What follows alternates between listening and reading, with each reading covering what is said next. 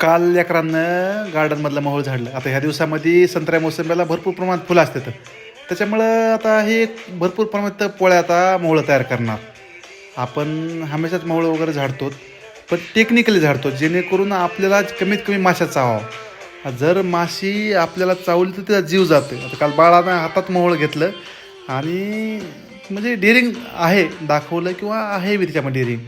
पुन्हा म्हणली पुन्हा हातात द्या. पुन्हा मी द्यायचा प्रयत्न करतो, चुकून एका मोहळाची माशी मला चावली. माझं अंग सुजत नाही पण मला दुखतंय, पण तेवढं दुखत नाही. पण त्याच्यामध्ये ते चावल्यामुळे ते आता मधमाशी ती मरून जाते. त्यामुळे जेवढं होईल तेवढे प्रयत्न करतो की त्या माश्या मला चावू नयेत. मधाचा आनंद घ्यायचा, खायचा. आता त्या काही गोष्टी नॅचरल आहेत का त्यामुळे खाणंही गरजेचं आहे. पण कुणाचं सर्वस्व अस्तित्व संपून नाही, कुणाचं आयुष्य अस्तित्व पूर्ण घरं उद्ध्वस्त करून नाही. त्यामुळे काही मत त्यालाच ठेवायचा आणि वापस त्या झाडाला ते बांधायचं. एक तर शक्यतो तोडायचं नाही, पण लेकरा